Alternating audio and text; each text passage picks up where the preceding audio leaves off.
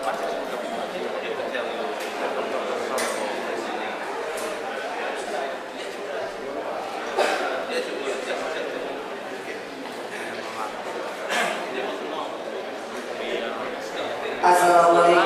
warahmatullahi wabarakatuh.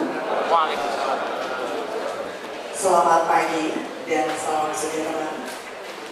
Yang mulia Wakil Ketua Mahkamah Agung Republik Indonesia Bidang Judisial, Ketua Kamar Agama Mahkamah Agung, para Hakim Agung pada Kamar Agama, Hakim Agung Bapak Syamsul Ma'arif SHMM selaku moderator, yang terhormat Dirjen Badan Peradilan Agama, Profesor Magdes Jam, Dr. Nasir Al-Ziyad, Dr. Kemen Ulham, para Ketua Pengadilan Tinggi Agama se-Wilayah Jawa, yang terhormat juga para Ketua Pengadilan Agama wilayah Jakarta, Bogor, Depok, Cibinong, Tangerang, dan Bekasi, para pejabat eselon 2, 3, 4 pada Dirjen Badan Peradilan Agama, dan para undangan yang berbahagia. Selamat datang dalam acara Stadium General tentang Ekonomi Halal. Mengawali rangkaian kegiatan pada hari ini, laporan penyelenggara yang akan disampaikan oleh Yang Mulia Ketua Kamar Agama Mahkamah Agung kepada Bapak Profesor Dr. Haji Abdul Manan SHSIP MHum, disilakan.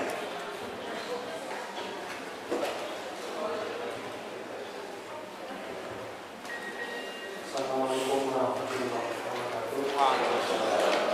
Alhamdulillah wa syukurillah wa Allah wa alhamdulillah.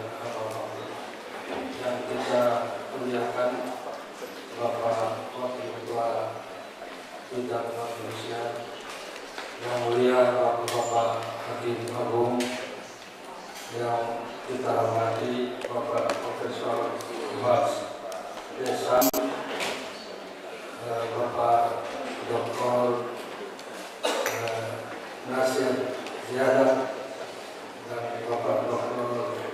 Hayat Ulham, serta hadirin hadirat, terutama Pak Dirjen selaku Sahibul Bait, yang pada hari ini seharusnya beliau yang akan menyampaikan sepatah kata dari panitia atau penyelenggara, tapi beliau mengatakan karena saya lebih dituakan, Pak Profesor saja mohon izin Pak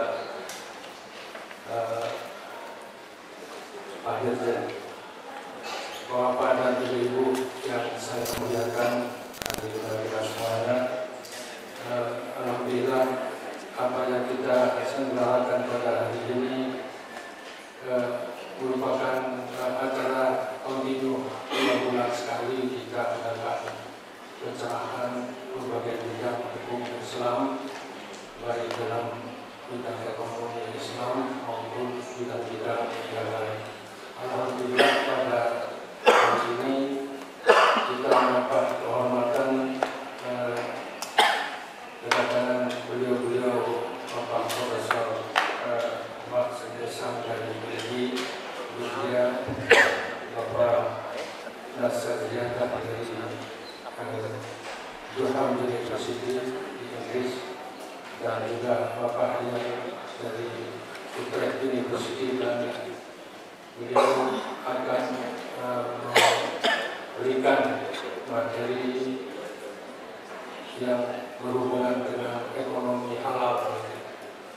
Jadi secara keseluruhan, kalau dulu kita menyebut ekonomi Islam, kemudian berubah menjadi Islamic Finance, dan sekarang di Eropa atau di seluruh dunia dikenal dengan ekonomi halal. Jadi alhamdulillah nanti kita dapat menerima ilmu ini dari beliau bertiga secara langsung, dari tangan pertama yang mengelola, sebab Profesor Wax ini punya klub, halal klub di Artimex di BI. Kemudian dengan satu maksud bahwa untuk memperkaya ilmu kita dalam bidang ekonomi Islam sebagai syariah karena sejak tahun 2006 kita sudah diberi wewenang oleh pemerintah Republik Indonesia atau Indonesia untuk menangani kasus-kasus yang berhubungan dengan ekonomi syariah ini. Mungkin tidak begitu tertarik, tapi setelah dari berbincang-bincang dengan beliau ini, beliau menunjukkan saja ini ekonomi halal katanya ini. Tapi Anda lihat katanya ini di bawah tutup ini itu tidak halal katanya itu mengandung relatif dengan berapa persen dengan 3%. Nah, itu jadi bermasalah. Jadi marilah kita dengar. Nah, terima kasih kepada Bapak ketiga yang datang jauh. Saya sudah lapor kepada Bapak Ketua, sangat welcome, dan juga kepada Bapak Ketua, terima kasih atas perkenan beliau tadi untuk membuka acara ini. Kemudian juga terima kasih kepada Bapak Dirjen dan seluruh jajaran, terutama kepada Bapak Rozan, Kodir dan Bapak Asmi yang beserta seluruh staf yang telah bersusah payah sehingga acara ini dapat terselenggara dengan baik. Untuk mempersiapkan waktu saya cukupkan sekian dan sekali lagi terima kasih kepada hadirin dan juga semua yang memenuhi undangan. Mudah-mudahan acara ini bermanfaat. Billahi taufiq wal hidayah. Wassalamualaikum warahmatullahi wabarakatuh.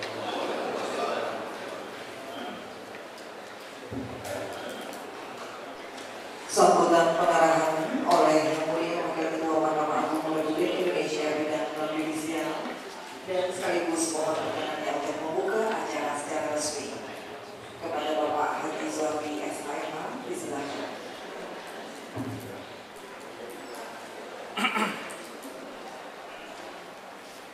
Assalamualaikum warahmatullahi wabarakatuh. Yang mulia Bapak Ketua Kamar Peradilan Agama, yang mulia Bapak Hakim Agung Mahkamah Agung Republik Indonesia, yang saya hormati Bapak-bapak narasumber dari Universitas University, kemudian dari Bushel University dan dari Utrecht.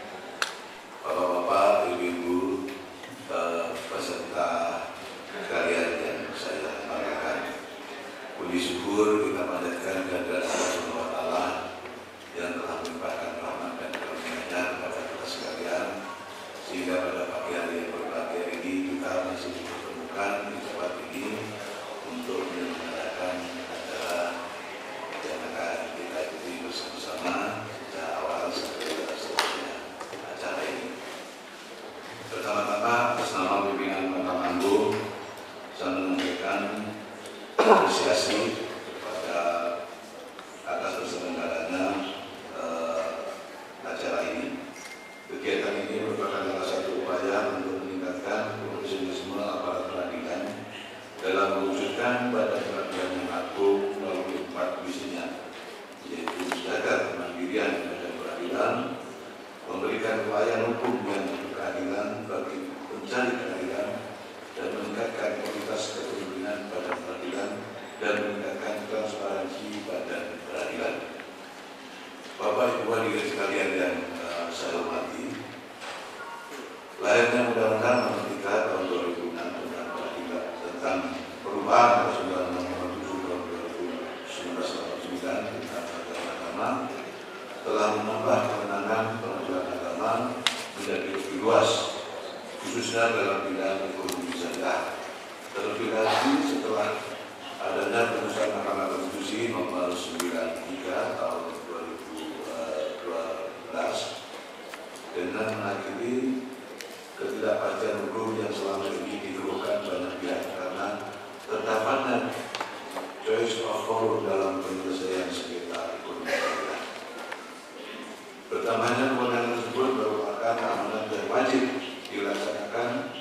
dengan sepenuh hati. Amanat ini membawa implikasi yang pertamanya beban kerja peradilan agama. Seiring dengan semakin derasnya tuntutan masyarakat untuk mendapatkan pelayanan yang memuaskan dari lembaga-lembaga peradilan, maka wajarlah lembaga peradilan agama selalu berupaya meningkatkan kemampuan pelayanan kepada masyarakat. Salah satu prasyarat ke arah itu adalah meningkatkan kualitas sumber daya manusia, administrasi peradilan agama, penyiapan anggaran, konsep pendidikan dan pelatihan yang efektif, kegiatan orientasi dengan pakar-pakar hukum ekonomi pada umumnya dan pakar ekonomi syariah pada khususnya, termasuk praktisi dunia perbankan dan ekonomi syariah. Hadirin sekalian yang saya hormati, oleh karena itu upaya untuk meningkatkan dan mendorong kesiapan peradilan agama dalam menghadapi tugas-tugas berupa secara optimal ditempuh dengan berbagai cara yang positif dan efektif. Demikian juga acara yang diselenggarakan pada hari ini merupakan salah satu cara untuk mendorong aparat peradilan agama belajar lebih mendalam mengenai sengketa ekonomi syariah dan berbagai aspeknya. Karena penyelesaian sengketa ekonomi syariah adalah kewenangan yang benar-benar baru di lingkungan peradilan agama serta mencakup hal-hal yang sangat luas, antara lain yaitu tentang bank syariah, lembaga keuangan mikro syariah, asuransi syariah, reasuransi syariah, reksadana syariah, obligasi syariah, dan sebagainya. Peran optimal peradilan agama itu paling tidak harus diwujudkan dalam dua hal. Pertama, memberikan keadilan bagi para pihak yang bersengketa sehingga mereka merasa puas dengan putusan yang dihasilkan. Kedua, memberikan sumbangan positif bagi perkembangan ekonomi syariah di Indonesia yang ini sudah menjelma menjadi bank Islam terbesar di dunia. Refleksi dan responsif selanjutnya adalah menyambut kapasiti building dari sumber daya manusia yang ada di lingkungan peradilan agama, yaitu hakim harus memiliki wawasan dan pengetahuan tentang ekonomi syariah. Walaupun setiap hakim pengadilan agama pada umumnya adalah alumni fakultas syariah yang sudah mempelajari fikih muamalah, tetapi sangat penting untuk memperbaiki diri, meningkatkan wawasan dan pengetahuan yang akan memperkaya dan memperkuat profesionalitas pelayanan pengadilan agama. Terkait dengan tersebut di atas, Mahkamah Agung melalui Badan Peradilan Agama telah melakukan berbagai langkah penting dan nyata sebagai berikut. Pertama, telah menyiapkan sarana prasarana terkait kewenangan pengadilan agama tentang ekonomi syariah. Kedua, telah melakukan pembinaan sumber daya manusia yang meliputi pendidikan dan pelatihan baik di dalam maupun di luar negeri, serta mengundang narasumber yang berkompeten seperti acara yang dilaksanakan pada hari ini. Ketiga, telah menyiapkan berbagai aturan, di antaranya seperti peraturan Mahkamah Agung Nomor 2 Tahun 2004 tentang kompilasi hukum ekonomi syariah. Keempat, telah mengadakan studi banding keluar negeri berkenaan dengan ekonomi syariah dan berbagai langkah penting lainnya. Bapak Ibu hadirin sekalian yang saya hormati, berkaitan dengan pembinaan sumber daya manusia, Mahkamah Agung telah menyelenggarakan kegiatan yang meliputi pendidikan dan pelatihan baik di dalam maupun di luar negeri. Pembinaan sumber daya manusia yang dilakukan merupakan bagian dari kebijakan strategis Mahkamah Agung untuk memastikan bahwa organisasi peradilan selalu diisi oleh tenaga-tenaga yang kompeten, bersemangat, dan memiliki komitmen. Berbagai faktor selalu dipertimbangkan oleh pimpinan Mahkamah Agung dalam mengatur komposisi sumber daya manusia. Oleh karena itu, kami percaya bahwa upaya-upaya yang kita lakukan hari ini akan mampu membawa amanat cetak biru pembaruan yang diharapkan oleh Mahkamah Agung. Hadirin sekalian yang saya muliakan, pendidikan dan latihan tentang ekonomi syariah secara internal telah diserahkan kepada Badan Bimbang Pemilihan Mahkamah Agung, sedangkan untuk bimbingan teknis penyelenggaraannya dilimpahkan kepada Pengadilan Tinggi Agama di seluruh Indonesia. Dalam hal tingkat ekonomi syariah ke luar negeri, Dirjen Peradilan Mahkamah Agung telah mengadakan kerjasama di bidang pendidikan dan pelatihan dengan Sekolah Tinggi Ilmu Hukum Universitas Islam Imam Muhammad Ibnu Saud Riyadh, yaitu sejak tahun 2008. Kerjasama ini disusul dengan mengirim hakim-hakim peradilan agama untuk mengikuti diklat ekonomi syariah di Riyadh, Arab Saudi, dan telah berjalan beberapa angkatan yang dimulai pada tahun 2008 dan diikuti oleh 38 peserta dan terdiri dari hakim atau hakim tinggi dari peradilan agama. Kemudian angkatan kedua tahun 2012 sebanyak 40 orang peserta dan dilanjutkan tahun 2014 diikuti oleh 40 orang peserta. Dan insya Allah kegiatan ini akan dilanjutkan untuk tahun 2016 dengan angkatan-angkatan berikutnya. Bapak Ibu hadirin sekalian yang saya hormati, Mahkamah Agung telah merespon cepat kewenangan Kementerian Agama di bidang ekonomi syariah dengan membentuk tim yang bertugas menyusun perangkat hukum, materi dan formil sebagai landasan hukum mengadili sengketa dengan mengeluarkan surat keputusan Mahkamah Agung nomor 097 tahun 2006 tanggal 20 Oktober 2006 tentang pembentukan tim penyusun kompilasi hukum ekonomi syariah yang bertugas menghimpun dan mengolah materi yang relevan, menyusun draft naskah ekonomi syariah, menyelenggarakan seminar yang mengkaji draft naskah dengan melibatkan unsur lembaga ulama dan pakar ekonomi syariah, yang akhirnya tim tersebut berhasil menyusun kombinasi hukum ekonomi syariah tersebut sebagai pedoman prinsip serta bagi hakim pengadilan agama dalam memeriksa, mengadili, menyelesaikan perkara yang berkaitan dengan ekonomi syariah, dan kemudian diterbitkan dalam bentuk peraturan Mahkamah Agung nomor 2 tahun 2008. Bapak Ibu hadirin sekalian yang saya hormati, sebagai penutup saya ingin menyampaikan penghargaan dan ucapan terima kasih kepada semua pihak, khususnya penyelenggaraan acara ini atas kerja keras dan kesungguhannya yang dikoordinir oleh Bapak Ketua Kamar Peradilan Agama, Bapak Dirjen Peradilan dan jajarannya. Semoga Allah SWT selalu memberi kita semua sehingga acara ini dapat berjalan secara lancar sejak awal hingga akhir. Dengan mengucapkan Bismillahirrahmanirrahim, maka acara ini secara resmi saya nyatakan dibuka. Demikianlah rencana Wassalamualaikum warahmatullahi wabarakatuh.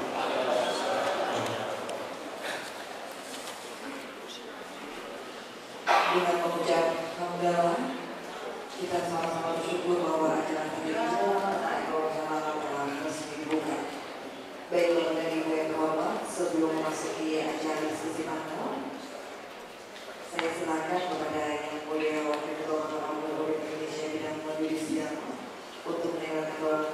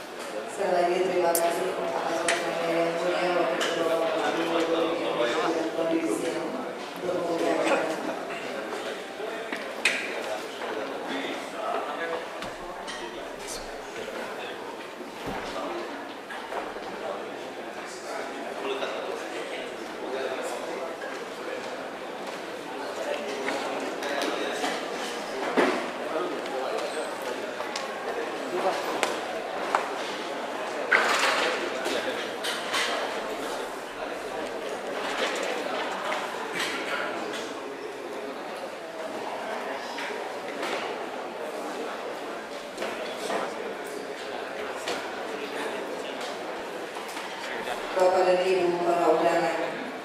Selanjutnya semula dengan hormat kepada Yang Mulia Hakim Agung Bapak Syamsul Amin SNM PhD yang diikuti oleh para narasumber untuk menempati tempat yang telah disediakan.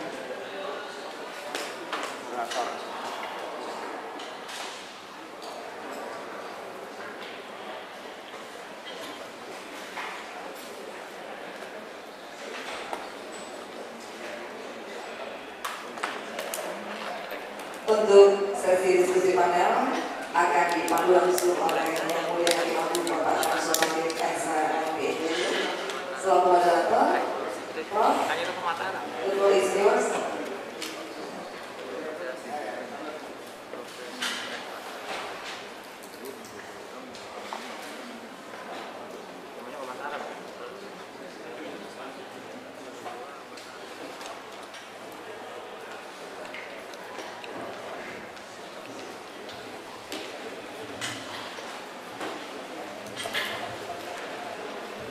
Assalamualaikum warahmatullahi wabarakatuh.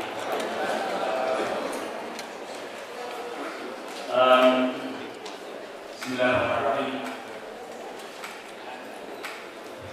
The prospect of halal economy is very promising. From the demographic perspective, halal economy will be growing up. The market is very huge in the future. The Muslim population right now is about 1.8 billion worldwide. And it will be 2.2 billion. It's about 26.4% in 2030.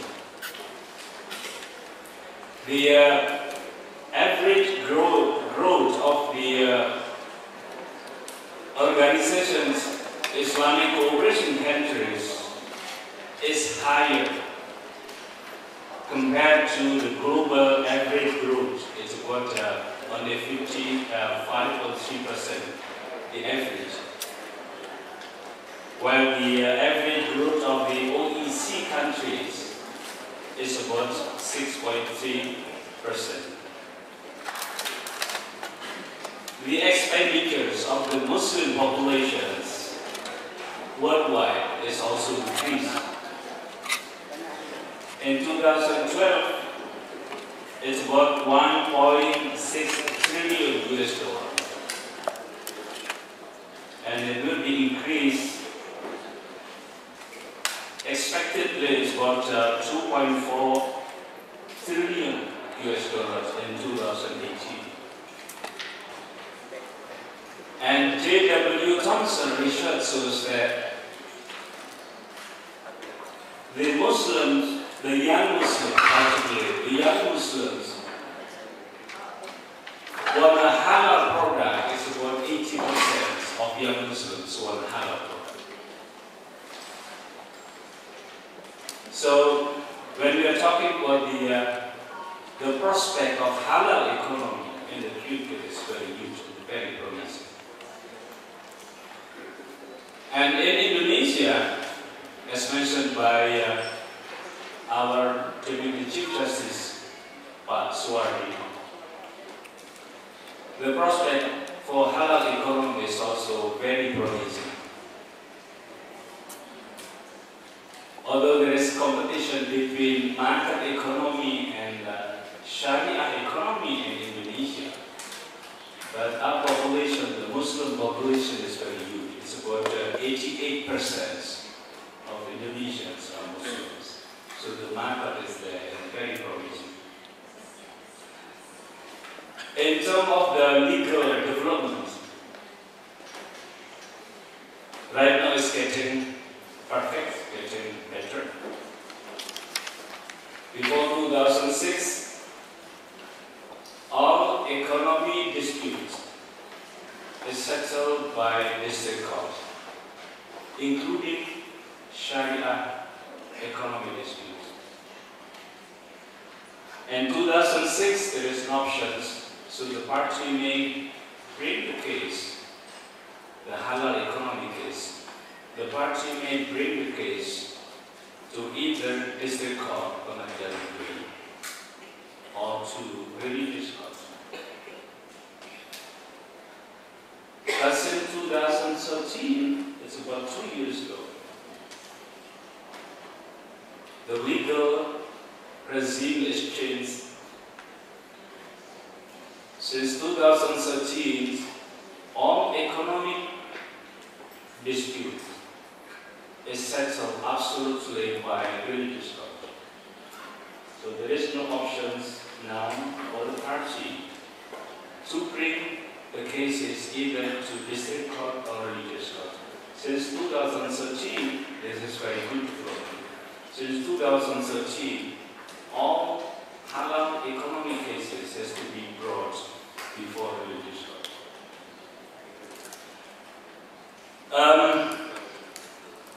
But of course, in spite of very good promising in the future, but there are a lot of challenges.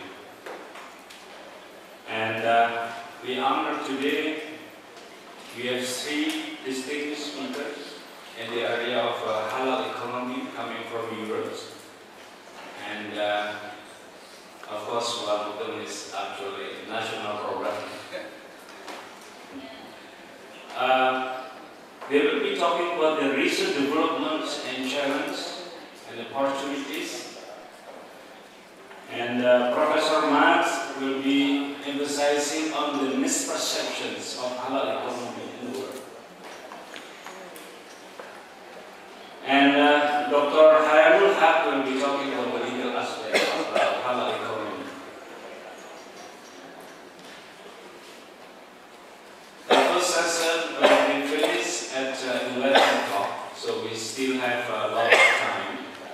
And I'll give about maximum 45 minutes for each speaker.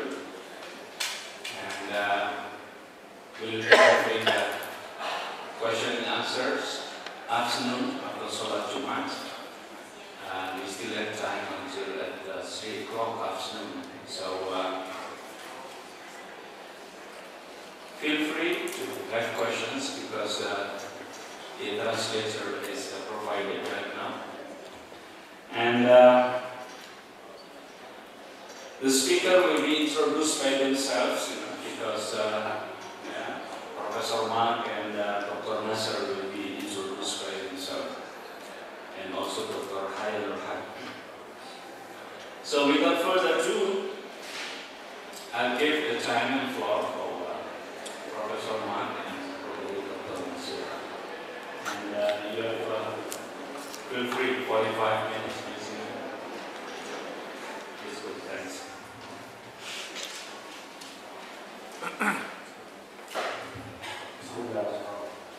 Bismillahirrahmanirrahim. Alhamdulillah. Wassalatu wassalamu ala Rasulillah wa ala alihi wa sahbihi wa ala Sayyidina Muhammad bin Abdullah. Allahumma la sahla illa ma ja'altahu sahla wa anta taj'alu al-hazna idha shi'ta sahla. Rabbi ishrah li sadri wa yassir li amri wahlul 'uqdatan min lisani yafqahu qawli. Amma ba'd. السلام عليكم ورحمة الله وبركاته. وعليكم السلام. أنا أستطيع أن أكمل بقية الكلمة باللغة العربية، وأنني هنا أستسمحكم أنتقل إلى الإنجليزية ربما بسبب الترجمة. So I will shift into English to facilitate translation. I know that you understand Arabic, but it's good for our guests that they don't understand Arabic so that they can understand the piece of English. Well, I am Nasser Zia, my name is Nasser Zia, and I am the advisor for Southeast Asia for the Halal Club process, and my PhD is from Durham University. And I am in this regard trying to introduce Mr. Professor Mark Hisham as the Managing Director of the Halal Club Brussels. Mr. Mark, in fact, he is going to present his point of Islamic finance and economics and halal economics in general over the past 15 years. I have been in contact with him, working together in developing creative ideas and projects related to halal economies and Islamic finance and other things related to this domain. So Professor Mark Duchamp is a non-Muslim. So it's good for us as Muslims to listen and to hear and to understand the point of views of non-Muslims, because there is something called monologue and dialogue. If we still listen to ourselves and speak to ourselves, then we are still in the domain of monologue. We speak to ourselves and we will never develop. If we want to develop as an ummah of 1.6 billion inhabitants or billion people, so we have to listen to somebody from outside our nation, from outside the ummah, to understand how we are viewed from their point of view. And this is really very interesting opportunity to have this beginning and to understand something that is very important and very related to our religion, is that Islam is open. Islam is not limited to Muslims. يقول الله عز وجل وما أرسلناك إلا رحمة للعالمين. So it was not we sent you to Muslims, we sent you to the whole world, to everybody. So Islam is not limited and closed. And it is very important for us as Muslims from time to time to live and listen, because even halal economy and Sharia compliant finance or whatever, or halal business, is always open for everybody, because it can be consumed and even produced by non-Muslims and Muslims at the same time. So we need always to understand how is it going from out of our mindset, because as Muslims we have a distinctive mindset because of our religion. We need to understand how we are viewed and how we should go in order to expand our outreach of our ummah, the outreach of our ummah. So, Professor Mark Duchamp, in fact, he is the managing director of the Halal Club process, and Halal Club process is a public-private partnership that was initiated by an international development agency in Belgium. It's a governmental agency, and they initiated Halal Club process in order to support the producers, the Belgian producers who would like to produce halal. And in fact, the idea started back 10 years ago. So it's not just an infant or riding the wave adventure. It was deeply rooted, well-studied and planned initiative. At that time, when it was launched, and it was immediately blessed by and signature of a memorandum of understanding between the International Development Agency in Belgium and the Islamic Development Bank in Jeddah. And it was patronized by the Crown Prince of Belgium at that time, who is the king these days. So, Halal Club process is not just like a chamber of commerce. It is much more like a think tank, sometimes supporting the chamber of the business model of a chamber of commerce. Yes, we have members of 100 producers from Belgium who produces halal products. Halal Club process does not provide certificates, and it has nothing to do with Sharia advisory. It is a matter of helping the producers in order to be eligible or to enhance their understanding in how to penetrate and how to expand their exports and how to understand the markets and the halal markets. So it's a full service, and most of the time we have a kind of think tank work to do in order to develop all these things. In this regard, halal processes with the International Development Agency in Belgium, they are linked with Liège University. Liège University is a renowned university in Belgium, and in fact the business school in Liège University is called HEC. It's really internationally recognized business school. So together we work from all the time in order to develop something new for the halal economy. So I don't want to take too much for this, and I will just explain that the presentation is going to be delivered by Professor Marc Deschamps, but I really hope that you will not be disturbed by myself when I intervene from time to time to give some comments and explanations. So I will leave the floor to Professor Marc Deschamps.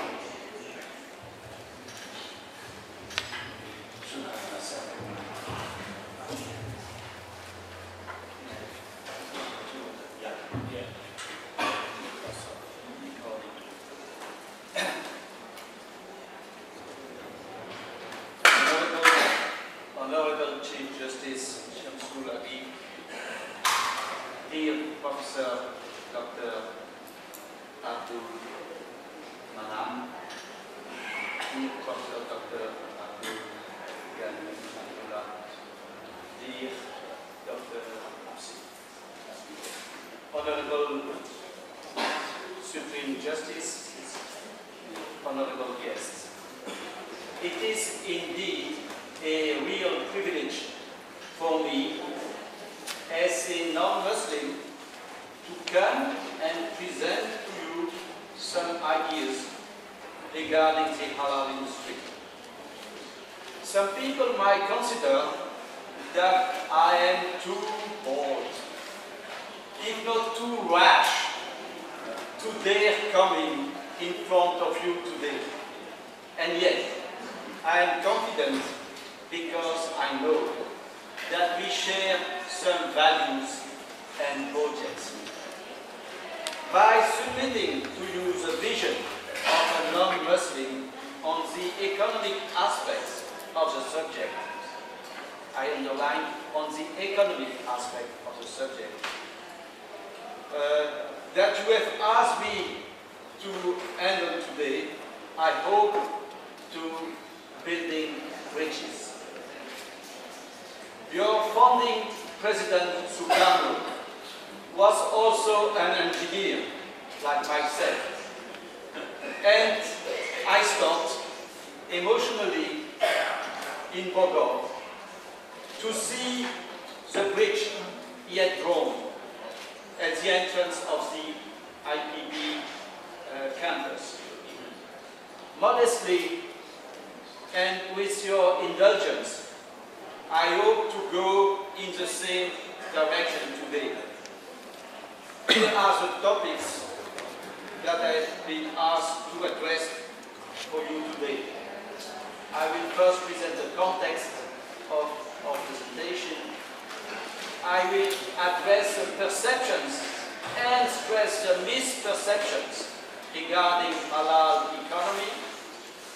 I will elaborate on the quantitative perspective for the future of this industry. I'm going to stress the benefits of halal markets, and I will touch the complex issue of normalization before introducing the question and answer session of the afternoon. Regarding the speakers, today Dr. Nasser Al-Ziadat and myself, we stand in front of you combining the Muslim and non-Muslim visions of halal industry. But none of us is Sharia scholar. Nevertheless, all what we expressed in this presentation has been blessed by our Sharia scholar, Sheikh Mohammed Bashir Ulsas.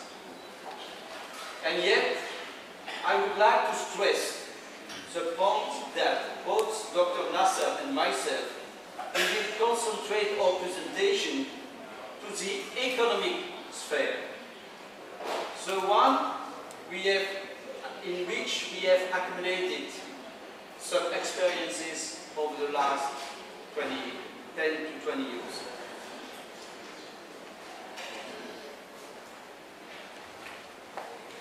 Being a non-Muslim, I personally base my comments on the experience that I have enjoyed creating the Halal Club Brussels. It is the very first business association fully dedicated to the halal industry in a non-Muslim country, Belgium, located at the heart of Europe. The club currently regroups around 100 members, as Nasser introduced. All of them are producers, exporters of halal goods, products and services. Together, they share experiences, information and action. In Europe, the halal industry is still largely unregulated, and it is therefore important to share among members not only the good experiences but also some bad experiences. For example, when you have been cheated in the certification process, which is still quite wide in Europe. So, let me first address the misperceptions. When you look at this slide, you may see two different things. We are all victims of optical illusions. But these illusions are fully optical, which means physical. And this can be corrected just by blinking a little bit. And then you see three or four, depending on the angle when you look at it. Okay, those are physical illusions. But there is something which is much more important on the next slide. And that goes about cultural misperceptions. Look at this art. This is a marvelous art. This poor guy, he lies on the ground, he drinks a cola, and he runs like a marathon man. Okay, great message. No, think that you are like Dr. Nasser, a descendant of the Bedouin from the Jordanian desert. Okay? And there, people are educated in Arabic, and they read from right to left. Did you get the message? So, he runs, he drinks, and he's almost dying, the poor guy. We have to be very cautious in expressing our messages in front of people from another culture. That is the message.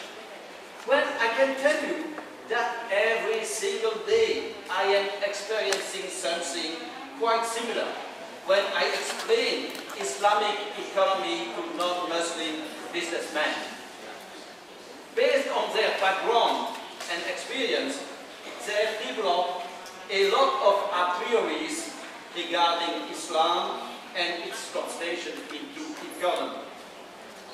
That is the very key reason why we have created the Halal Club. Because the Halal Club is operating as a mirror in which everybody can read whatever is culture from right to left or from left to right. This is the role of the Halal Club. And this is in line with the great founder of this great country. We, in Halal Club Brussels, we are building bridges. Now, in terms of misperception, the major misperception that I have observed over the last 15 years is the following. Many Muslims, with all respect to you in this audience, many Muslims, because they have been educated in a family where prohibitions were respected, they don't feel prohibition as a constraint. It is just a way of life, which sounds extremely positive for them. But for non-Muslims who have no understanding nor practice of Islam, these prohibitions, they are perceived as interdiction in a very negative sense. So when I speak with a non-Muslim European businessman, I have to be very careful. If I tell him, no riba, no gara, no mercy, no pork, no alcohol, then he stops me. Stop, Mark. Please, stop with your no, no, no. I am an entrepreneur. I am a go, go, go guy. So, please present me first the fact that in Islam, everything is halal. But what is explicitly haram? So, the green light, only a couple of red dots. Jangan haram dulu. If you allow me just here. In fact, for us as Muslims,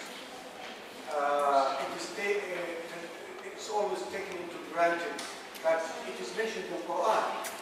For example, sometimes if you have a speaker in a conference speaking about Islamic finance or Islamic economics or whatever, a Muslim speaker would say, for example, riba is haram because it is mentioned in the Quran is haram. For a Muslim, yes, okay, we understand and we take it as granted. But for a non-Muslim, this is something problematic because a non-Muslim simply is a non-Muslim, doesn't believe in the Quran, for example. So, we have, as Muslims, we have always to present the maqasid al-Sharia. مقاصد الشريعة لأن الشريعة كلها جاءت بجلب المصالح ودرء المفاسد. ولذلك when we want to explain something about Sharia ruling of prohibition, it's good for us always to present it from the wisdom, الحكمة, الغاية من هذا. حكمة تحريم الربا هو تراكم الديون. حكمة تحريم الغرض هو الغش ومنع العداوة بين الناس. حكمة تحريم الخمر هو إذهاب العقل وربط الحكمة بالعلة. This is always should always be displayed to non-Muslims by like this. But it is not good also to present the negative. No, no, no. We have always to explain why or what is the marvelous good of that law. Thank you. In line with what Dr. Nasser said, I would recommend you to read this marvelous book by Dr. Umar Shafa about Al-Maqasid Sharia. It's a book I always carry with me wherever I go. It's a very, very interesting book. So, with the help of Sharia scholars, we have dug behind the prohibition to go and identify the very positive principles of Islam in order to be able to present them positively to our businessmen. What seems essential to me is, first, to de-dramatize the Sharia. The law is only one of the three pillars. Virtue and faith appear from an historical point of view before the law. And indeed, as a non-Muslim, if I read it from an historical point of view, Prophet Muhammad, peace be upon him, was initially called Muhammad al-Amin, the honest and virtuous person, even before he received the revelation of the faith, and Allah gave him the inspiration to formulate the law. Second, we have two sets of principles which are derived from those founding principles. And this is the ibadat, which does regulate all relationships between human beings and God, while muamalat does regulate all relationship among human beings. And in this context, zakat is quite important because it articulates the two axes, expressing the fact that the vertical dimension ibadat is not indifferent to the earthly realities. Third, muamalat regulates economic relationships, fiqh muamalat, but the principles apply in all human relationships, and each dimension impacts and is impacted by others. The economy is not immune to its interrelationships with other dimensions, societal, cultural, and even political, for the best and sometimes for the worst. So, it is important, in addition to stressing that in Islam everything is allowed except what is explicitly prohibited, it is important to say that Islam is not a Boolean religion, like the Boolean mathematics, in which there are only 0 and 1. No, Islam is full of nuances, from what is recommended down to what is prohibited. It's very important. But for us as Muslims, we understand that الحكم الشرعي قد يتغير بتغير المكان والزمان. الحكم الشرعي قد يتغير بتغير المكان والزمان. فما هو مندوب قد يصبح واجب في ظرف معين، وما هو واجب قد يصبح مكروها في ظرف معين، وما هو محرم قد يصبح مباحا في ظرف معين. ومثال ذلك: يا أيها الذين آمنوا حرمت عليكم الميتة والدم ولحم الخنزير وما أهل به لغير الله فمن اضطر غير باغ ولا عاد فلا إثم عليه. هنا تحول التحريم، هنا تحول المحرم إلى مندوب أو قد يكون واجب، لأن حفظ النفس البشرية أهم من الالتزام بذلك الحكم الشرعي في ذلك الظرف المعين. So, Sharia, in most of the time, Sharia rulings, especially when it is implemented in a daily basis by ourselves as Muslims, it is contextual. It is contextual. هي ظرفية تعتمد على الظرف، ولهذا التنقل بين الأحكام الشرعية من واجب إلى مباح إلى مندوب إلى مكروه هو واجب المجتهد الفقيه، هو دور المجتهد الفقيه الذي يعلم فقه الواقع ويعرف كيف ينزل الحكم على الواقع. The problem we have now, or these days, sometimes we have some mujtahids or some fuqaha, they don't the reality. So we want to implement what is in the theory, and we want just to implement it in any situation which is something of hardship. So in this regard, we as Muslims make it tougher for ourselves. نحن نصعب على أنفسنا إن أردنا أن نطبق كل شيء دون الرجوع إلى دون الرجوع إلى ظرفية التطبيق. لكن هذا لا يعني أن لا نلتزم بالأحكام بأصولها، لأن الأصل في الحكم هو الأصل. الأصل في الحكم التحريم، إذا الأصل في الحكم التحريم إلا ما وجد فيه ظرف يحول بين هناك حائل يحول بين الحكم وتطبيقه.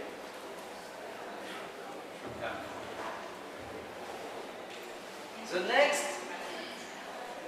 next and quite important misperception is linked to the very way we articulate our reasoning.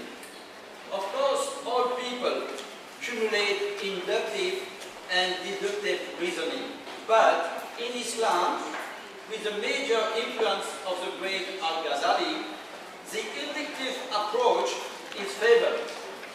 Inspired by the Holy Quran, Muslims start from the facts, contextual, from the facts and the context, to articulate their concepts. While on continental Europe, under the influence of the great philosopher Descartes, Al-Ghazali and Descartes, people have developed over the centuries a more deductive approach. By the way, we could apply similar reasoning to the field of law, which is familiar to you, and refer to the common law in the Anglo-Saxon countries and Code Napoleon on the European continent. In this context, we at Halal Club create to define the halal paradigm for our businessmen to understand this economy. And I am going to illustrate that in the next 2 slides. Halal paradigm. Of course, we have no time enough to comment each rectangle, but let me underline some of them. So, halal paradigm covers goods and services, food and non-food, financial services as well as non-financial services. In food, we have the slaughtering issues, the transformation of more and more complex products, and we have the issue of distribution. For non-food, it concerns what we eat, pharmaceuticals, but also cosmetics that we put on our skin, and we could be contaminated when there is more gelatin in the cosmetics product, and also textile. And it's not only the product, but the ingredients in the product. For non-financial services, it goes about fiduciaries, logistics, and societal services. For financial services, you know the field much better. It is about banking, it's about insurance, takaful and re-takaful, it's about leasing, ijara, and those services. Altogether, we can say that this is Islamic finance and the rest is halal markets. And let me stress this societal rectangle, because more and more there is a growing awareness towards halal principle applied to societal services, halal culture, halal education, halal health services, halal leisure industry, halal tourism. It is a rapidly expanding halal market. And because halal is an ethics of consumption, it is important to underline that halal conformity has to be respected all down the line of the supply quality, supply, production, logistics, and marketing and sale. As we say, from farm to fork, and for pharmaceuticals and for cosmetics, from lab and test to desk. It's a full supply chain compliance that we have to build progressively. Okay, now which are the perspectives of this great economy? Here I will concentrate on a few key figures. In order to present the Yuma in a glance, we are here and I come from here.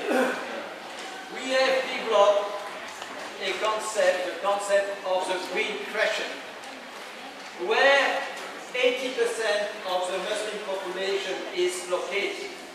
It goes from Northern Africa and Middle East. It extends to Central Asia, the Indian Peninsula, with 150 million Muslims living in India, 150 million in Pakistan, 150 million plus in Bangladesh, and then 250 million again in Southeast Asia. So altogether, you have those 1.5 to 1.8 million Muslims throughout the world. 80% of them are there, but they are Muslim, fortunately, in Europe. They are Muslim in Russia. They are Muslim in China. They are Muslim in Australia. They are Muslim in South Africa. They are Muslims in Northern America and in Southern America. All throughout the world you have communities of Muslims. They all are part of the Great Ummah. It represents those 1.5 to 2 billion, and let me speak in terms of economy because I am animating a halal club of businessmen. It represents almost 1 trillion of US dollars in turnover. 1 trillion. Now, if I focus on, and Nasser mentioned that we have 1.6 trillion of assets already handled by Islamic finance. Huge figure. I could not put all the zero on the slide. The slide is not wide enough. So let me focus for just a second on Europe and more specifically Euromed area, Euromed zone. We have almost 20 million Muslims who are European citizens.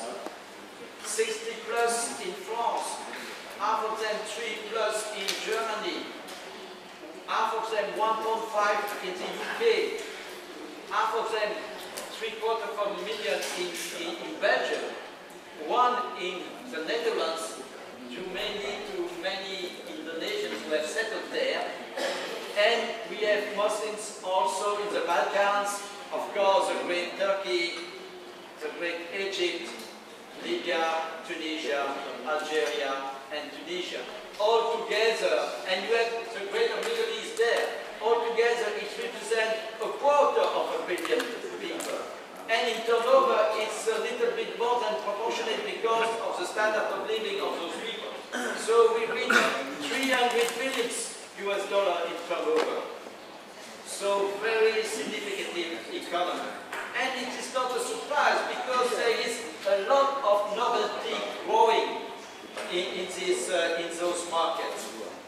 Novelty in products, new ingredients and technical agents, new equipment, manufacturing processes, tests, new presentation of the products, and those halal certification logos. And there are new channels also, halal logistics, to be sure that the supply chain is compliant. New halal partnership that can be signed between companies in the halal sector. Halal hubs Dr. Nasser mentioned, and I will come back to this issue in a few minutes. And finally, halal franchise. We are working within the halal group on a halal franchise. It means a halal contract which is turned to be compliant, because the current conventional halal franchise contracts are not Sharia compliant. And let me stress this quote from Dato Seri Jamil Bidin, the head of Halal Development Corporation, when he says that 80% of halal potential demand is currently unsatisfied. So if we extrapolate from the current 1 trillion and we say that it represents only 20%, it means that the potential market is around 5 trillions of US dollars. Now, let me express a few benefits of this halal economy. And surprisingly, the first of those benefits will be the fact that halal markets are going to become more and more a blessing for Muslim countries, because nowadays the inter-Muslim countries' trade exchanges are well below their exchange with the rest of the world, and often they are even decreasing. Halal products and services do give Muslim countries, Muslim producers and service companies a rare opportunity to reverse a negative trend and to develop their services and commodities exchanges. With regard to the intertrade between OIC countries, members of Islamic Organization Islamic Cooperation, OIC, Islamic Organization of Islamic Cooperation, there was a study conducted in 2005, and I participated in that 2006, and it proved that the trade, the percentage of, or the volume of trade between OIC members, like Muslim countries, is less than 70% of their total trade with the world. So there is a huge opportunity for developing kind of halal economy, or even between OIC members and the globe at the general level. So halal markets, halal economy is key for the development of inter-Muslim countries' relationship, but it is also important for the development of trade exchanges between OIC countries and the world. And it can also help developing empathy. And this empathy, it begins on the shelves. Those are pictures which have been shot in European supermarkets. And no, those distributors, they are beginning to develop their halal offer. And we need to favor this approach. And in order to present, to support this approach, we have different means. I would summarize clubs and the hubs. Clubs, when you are in a Muslim country, well, every single chamber of commerce is a natural halal club. But in a non-Muslim environment, it is extremely important to develop synergies, sharing approaches among halal producers. It is what we are doing in the Halal Club Brussels. But even in a Muslim country like Morocco, it is possible and appropriate to develop a halal export club, as we have done with our friends from ASMEX, the Association of Moroccan Exporters. The same way, it is important to promote Indonesian halal products on foreign halal markets. And the Halal Export Club can help doing just that. Also, we are currently seeing some countries developing halal hubs. And Dubai is pushing hard to become a reference in terms of halal hub in the world. And Malaysia has been quite active in that field also. In Europe, we are working on a similar approach.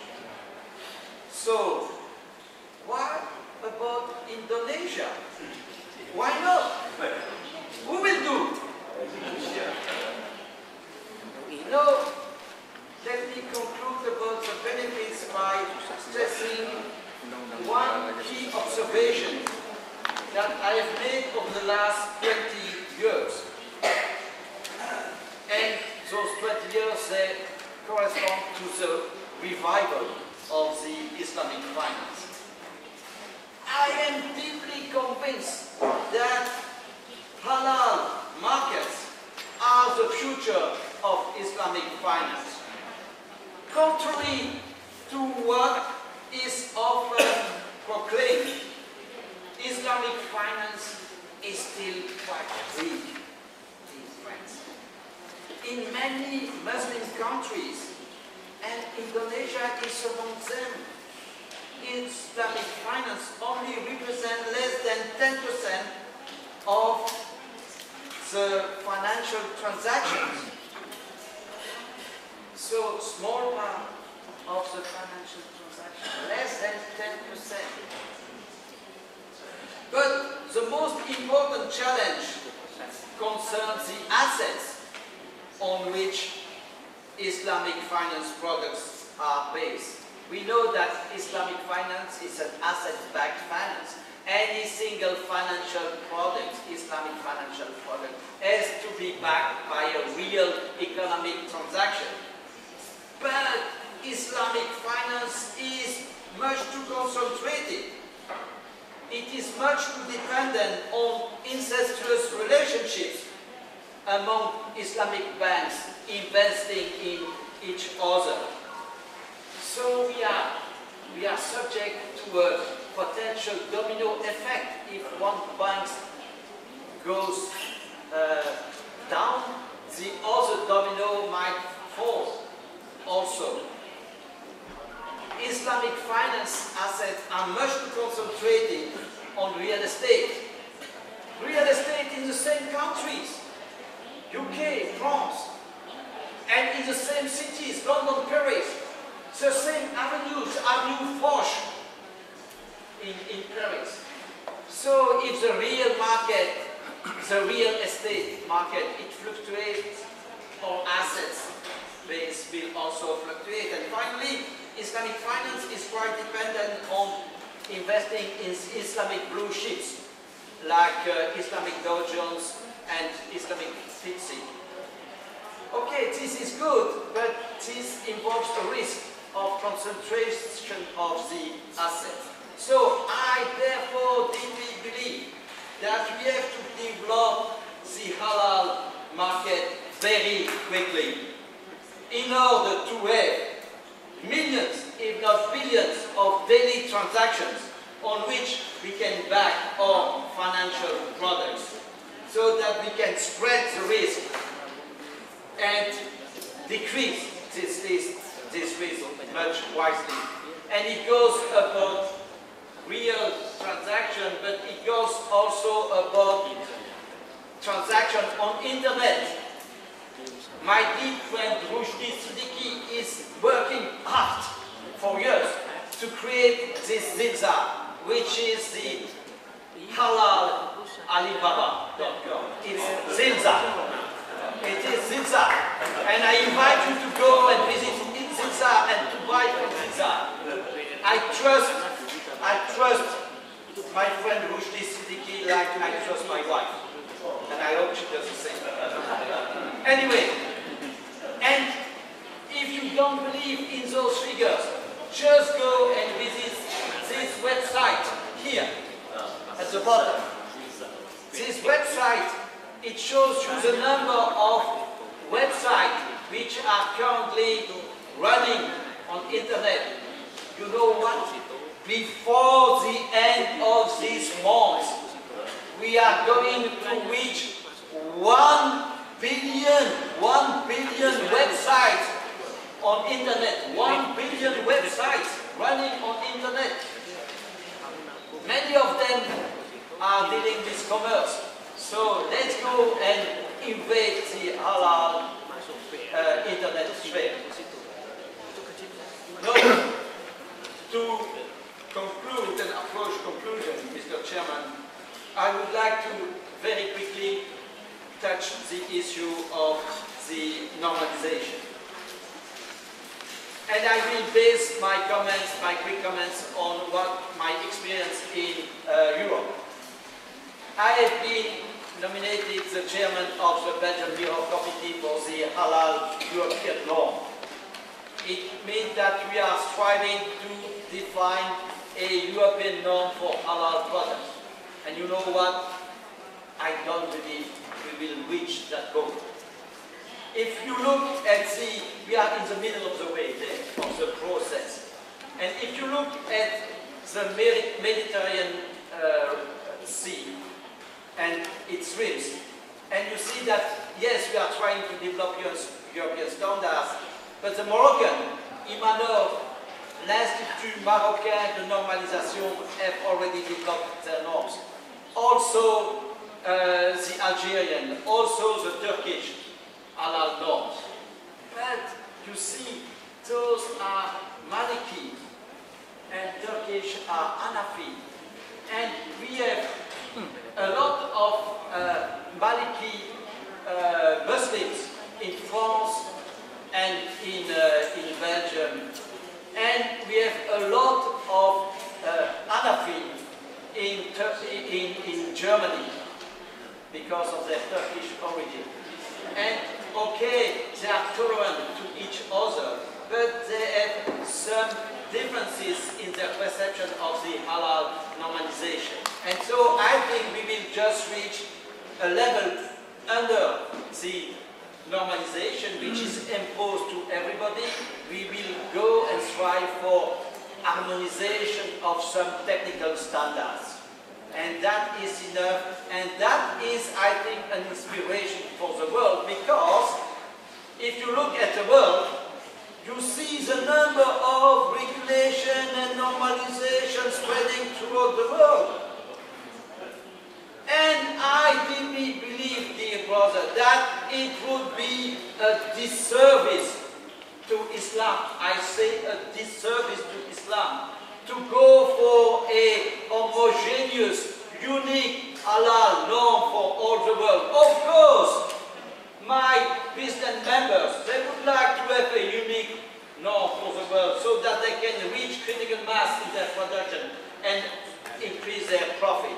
But that would be a disservice for Islam, because Islam is that religion which is so contextual, so flexible. It has been brought by those Arabic merchants who came and landed in Banda Aceh and adapted their religion to the context of Indonesia, not Indonesia at that time, the future Indonesia. So let's go for harmonization of the technical standards, but let's not dream for we don't want to have a unique international halal norm. It's going to be a disservice to Islam and its great and rich diversity. And now, in order to introduce the question and answer session of the afternoon, I just go quickly through some slides that we can come back to in the afternoon. One will go about potential application of the Islamic parental law, and I'm going to explain that in the afternoon and ask you whether you agree or not. I will also ask you whether you consider that we are risking under-regulation or we are at risk of an over-regulation, and explain the consequences. Shall we go for a specialization of our certifying bodies? Shall we go replacing halal logo by no haram logos? We can discuss that. But there is one thing, and it's going to be my conclusion, Mr. Chairman. There is one thing I don't want to put under question, because it is too much my belief. I don't want it to be questioned. There is no question that we have to prevent developing a halal ghetto economy. If we do that, we are going to kill halal economy. If we do that, we are going to miss a rare opportunity to impact the world and to promote the open religion of Islam. By the way, Islamic finance is not offered only to Muslims. Halal markets are not reserved to Muslim consumers. When enlightened by the precious comments of my dear friend Dr. Nasser and guided by the friendly hand of our Sharia scholar Sheikh Mohammed Bashir Ulsas, when I look at the rich diversity of Islam, I realize more and more, day after day, that Islam is not a religion for Muslims only.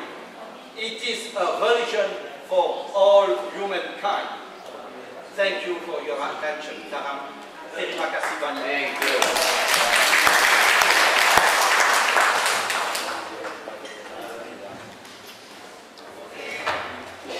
Thank you very much, Professor Mark and for sir.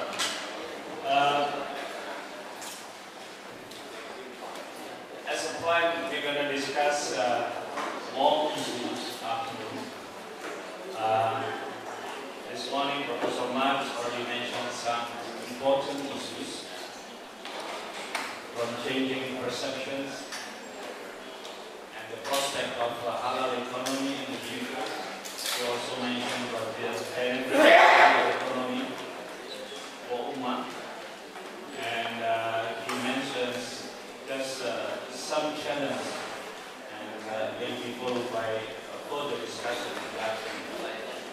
And the second speaker actually born in Indonesia, and he spent most of the time in Thailand.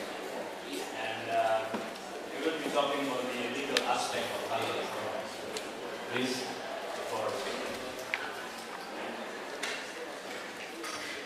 Hayır.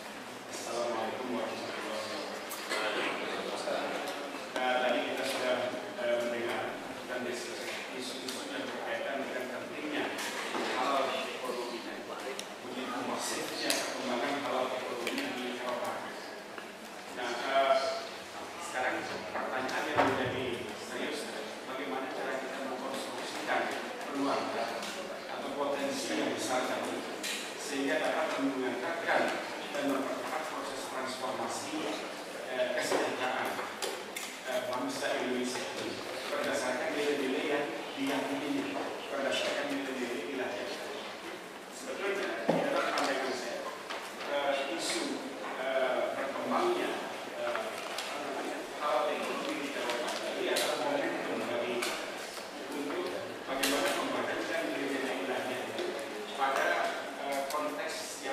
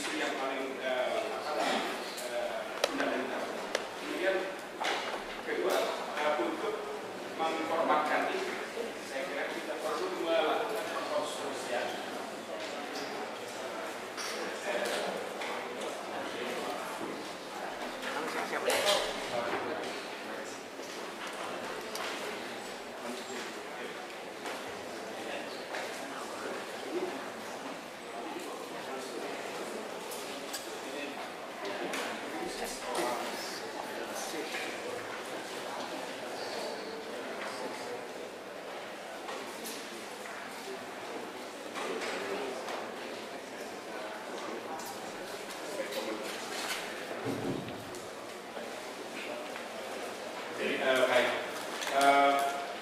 Saya ingin berpikir untuk memudahkan komunikasi langsung dengan bapak-bapak dan ibu-ibu dalam memvisualisasikan apa yang paling relevan, apa yang paling penting dan fundamental di dalam pengkonstruksian dan penguatan kerangka hukum bagi halal ekonomi tadi. Nah, jadi isu-isu yang ingin saya tekankan itu adalah bagaimana kita mengidentifikasi dan memahami permasalahan dan kompleksitas di dalam pengembangan hukum yang mengacu pada halal ekonomi tadi. Nah, kalau saya berbicara tentang pengembangan hukum mengacu pada tradisi teori hukum yang dikembangkan oleh Dewey, itu merupakan suatu aktivitas intelektual yang dimulai dari penggalian, perkonstruksian, pembadanan, hingga pelaksanaan dan mempertahankannya di pengadilan. Nah, kalau kita melihat rangkaian aktivitas pengembangan hukum ini dimulai dari pengkonstruksian dari peran parlemen, kemudian peran eksekutif, peran yudikatif, hingga bagaimana mengoptimalkan peran para lawyers yang dapat memiliki cara berpikir hukum yang sama. Di dalam pengembangan hukum yang paling penting sekali di garis bawah itu adalah ini saya mengawali hal yang paling fundamental adalah bagaimana supaya para pengemban hukum dari mulai pembentukan hukum sampai dengan mempertahankannya itu berdasarkan pada cara berpikir yang koheran. Seorang ahli hukum bernama Aulis Tardieu itu mengatakan bahwa sebagai seorang yuris kita melihat kekuatan utama kita itu adalah pada norm